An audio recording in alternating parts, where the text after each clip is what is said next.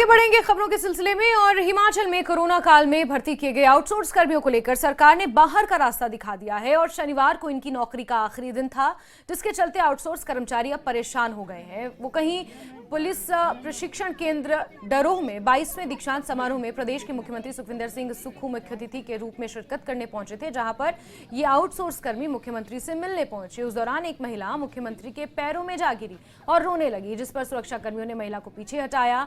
फिर मुख्यमंत्री सुखविंदर सिंह सुक्खू को इस बात का एहसास हुआ कि महिला उनके पैरों में गिर गई और दोबारा मुख्यमंत्री इन लोगों से मिलने आए और इन लोगों से मिले और इनकी बात सुनी। पैर पकड़ना है, पैर पकड़ के होता है। पहले नहीं हमने आपको रोजगार आपको एक्सटेंशन दिया था ना, पहले क्या दिया था। और अगर आप ऐसा गलत काम करोगे, पैर पकड़ के रोजगार ने सामने नहीं दिया पहले आपको, तो पैर पकड़ा। पैर पकड़ने होते महिलाओं को, पैर पकड़ने नहीं चाहिए। हमारी तरफ तो महिलाएं पैर पकड़ती नहीं है, पकड़ती है। इसलिए आपको मैं जो है वो देख रहे हैं और जो आप लगे हुए उसके लिए हमारे मंत्री जी इसको देख रहे हैं और आपको कोशिश कर रहे हैं कि कैसे क्या हम लोगों के बच्चे स्कूल जा पाते हैं सर हमारी रोजी रोटी और ऐसा ना है, देखो कि आप पैर पकड़ो वीडियो बनाओ, अच्छा नहीं लगता। इससे नुकसान होता है। इससे आपके सर पता क्या कंडीशन है कि हर बच्चा जो है परेशान हो रहा है। और रणवीर हमारे सहयोगी ज्यादा जानकारियों के साथ हमारे साथ जुड़ गए हैं। रणवीर, जिस तरीके से आउटसोर्स कर्मचारियों का रुख अब सामने आया है, 30 सितंबर इनकी नौकरी का आखिरी दिन था और उसके बाद ये तय किया गया है कि मंगलवार को आगे आने वाली रणनीति इनकी तय की जाएगी, लेकिन उससे पहले ये जो वीडियो सामने आया है ये कहीं ना कहीं आउटसोर्स कर्मचारियों का दुख बयां करता है, दर्द बयां करता है। और स्वास्थ्य मंत्री खुद ये बयान दे चुके हैं कि इन्होंने कोरोना काल के दौरान बेहतरीन सेवाएं अपनी दी थी और ऐसे में देखा यह जाएगा कि कहाँ इन लोगों को एडजस्ट किया जा सकता है। तो कितना वक्त इसमें लगेगा और क्या जिस तरीके से स्वास्थ्य मंत्री ये आश्वासन दे रहे हैं, क्या इस पर कहीं काम भी चल रहा है रणबीर? जी देखिए, शनिवार को भी 30 सितंबर के दिन, जिस दिन इनका आखिरी दिन था, हमने पूरी कोशिश की थी कि स्वास्थ्य मंत्री से उनका पक्ष जाना जाए कि सरकार क्या सोच रही है। तो स्वास्थ्य मंत्री जो है यहाँ शिमला में बचते हुए नजर आए, उनकी तरफ से जवाब देते शायद बना नहीं था। इस पर सीपीएस संजय अवस्थी ने जरूर कहा था कि राज्य सरकार विचार करेगी, लेकिन वो विचार तो अब ये है कि इनकी नौकरी चली गई है।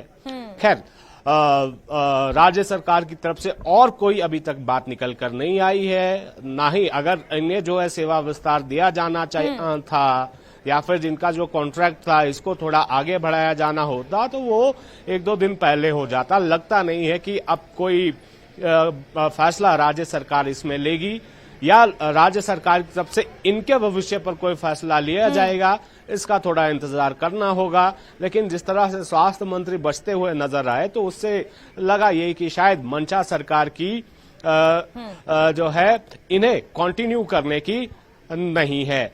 और इस पर जो है नेता प्रतिपक्ष जयराम ठाकुर ने भी बाकायदा मंडी से बयान जारी कर ये राज्य सरकार से मांग की थी कि इनकी सेवाओं को बहाल किया जाना चाहिए, क्योंकि जब विपत्ति थी, मुश्किल समय था, कोविड का समय था, तो उस वक्त इन्होंने जो है अपनी सेवाएं दी हैं, दिन रात लोगों ने काम किया है। और अभी जिस तरह से प्रदेश में रोजगार का संकट है, सरकारी क्षेत्र में रोजगार नहीं है, लेकिन आउटसोर्स एक माध्यम है, तो जाहिर सी बात है कि अब 1828 लोग उस वक्त भर्ती किए गए थे, इतने लोगों को जो है रोजगार मिला था, भले ही आउटसोर्स के माध्यम से। अब इसमें 2 दृष्टिकोण है, एक मानवीय दृष्टिकोण है और दूसरा कानूनी पहलू है।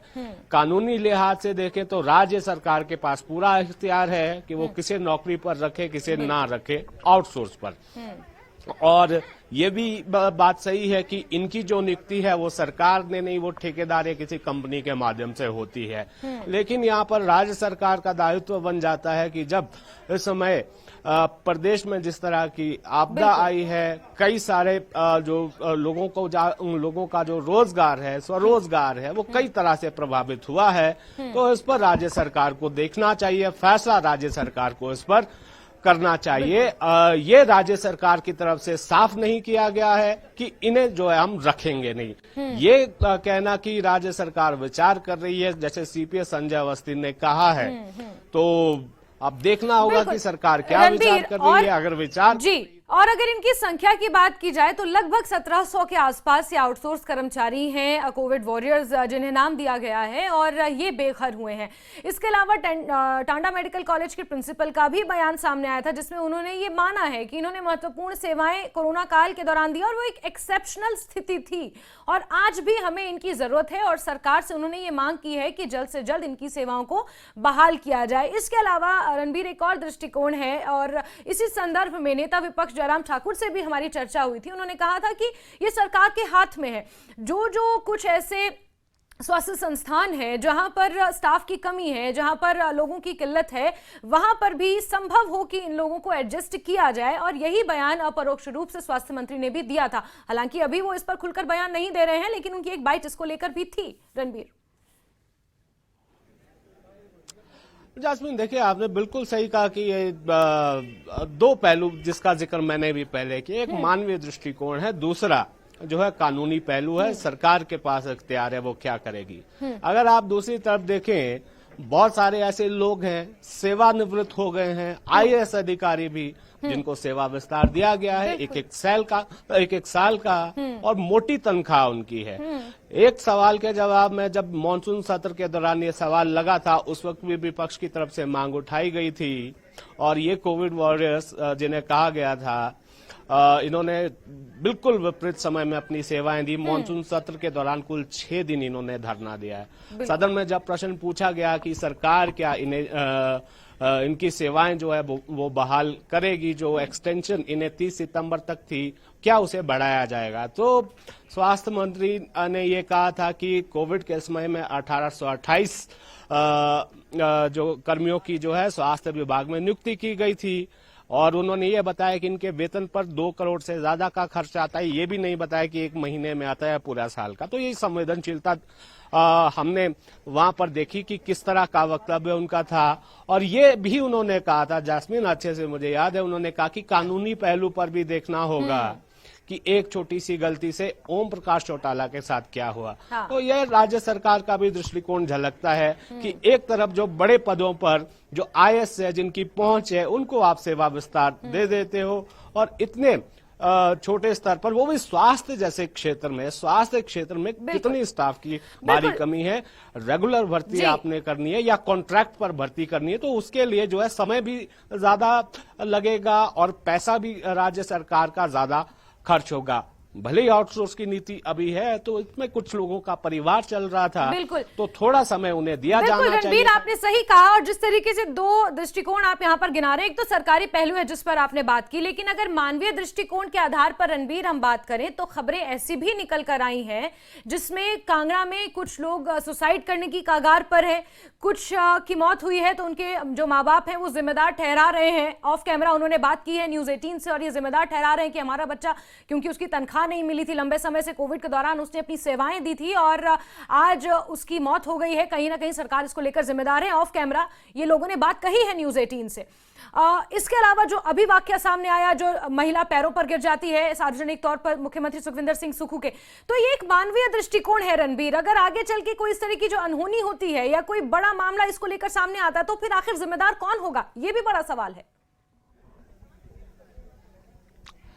जी हाँ, देखिए राज्य सरकार की जिम्मेदारी तो होती है, लेकिन हम जाहिर सी बात है कि किसी की नौकरी पर संकट आता है या नौकरी चली जाती है, तो उसका ये भाव होता है, वो भावुक हो जाता है और उसे समझ में नहीं आता, उसे अंधेरा दिखता है, उसे जो है वो कोई और कदम लेने के बारे में सोचता है। खैर, इसकी जिम्मेदारी तो खैर उसी व्यक्ति पर होती है, उसके विवेक पर होती है, लेकिन राज्य सरकार को यहाँ पर ये सोचना चाहिए, जैसे मैंने पहले जिक्र किया कि राज्य सरकार ये कर सकती है, उसके हाथ में है। अगर नहीं करना है तो उन्हें साफ तौर पर ये कह देना चाहिए, ये नहीं कहा जाना चाहिए सरकार की तरफ से कि विचार करेंगे। बिल्कुल, बिल्कुल। अब ये भी है कि शायद ये भी हो सकता है कि ये भी स्थिति स्पष्ट नहीं की गई है कि जिस कंपनी के माध्यम या ठेकेदार के माध्यम से ये लोग लगाए गए थे, क्या उसको बाहर का रास्ता दिखाया गया उस कंपनी या उस ठेकेदार को।